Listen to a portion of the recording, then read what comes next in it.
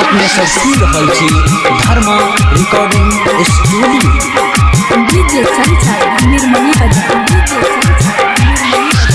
कहबी तो शॉपिंग कर देबो हमर हागे छोड़ी बुआ फ्रेंड बना गे बुआ फ्रेंड बना हमर हागे छोड़ी बुआ फ्रेंड बना गे बुआ फ्रेंड बना कहबी तो दिलियो घुमाई देबो कहबी तो शॉपिंग कर देबो गे छोड़ी कहबी तो दिलियो घुमाई देबो कहबी तो शॉपिंग कर देबो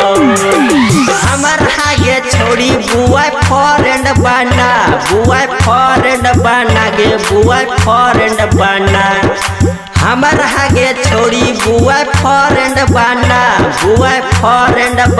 गे बुआ फ्रेंड बना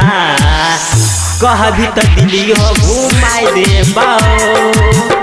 कहबी तो शॉपिंग कर देबो गे छोड़ी कहबी तो दिलियो घुमाई देबो कहबी तो शॉपिंग कर देबो कहबी तो शॉपिंग कर देबो कहबी तो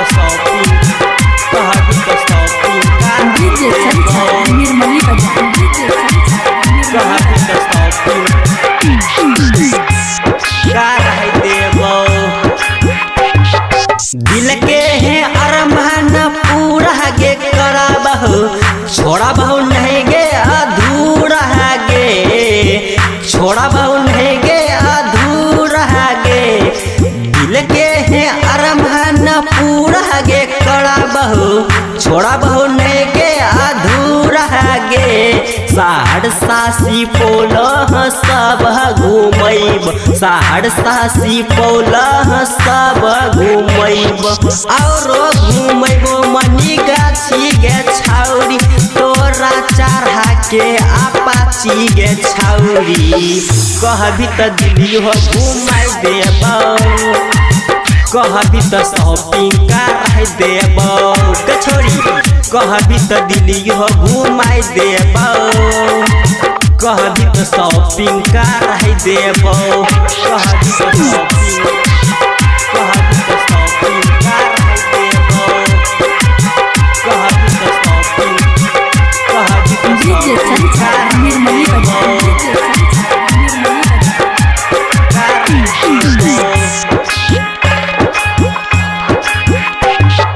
कहै छियो प्यार का पायल गे देबहु ओठवा के होठ ललिया गे ओठवा के होठ ललिया गे कहै छियो प्यार के पायल गे देबहु ओठवा के होठ ललिया गे झुमका देबहु जोड़े गे छौरी झुमका देबहु जोड़ा गे छौरी हमर हागे छोड़ी बुआ फ्रेंड बना गे बुआ फ्रेंड बना कहबी तो दिलियो घुमाई देबो कहबी तो शॉपिंग कर देबो गे छोड़ी कहबी तो दिलियो घुमाई देबो कहबी तो शॉपिंग कर देबो अखन अपने सब सुन रहल छी धर्मा रिकॉर्डिंग स्टूडियो।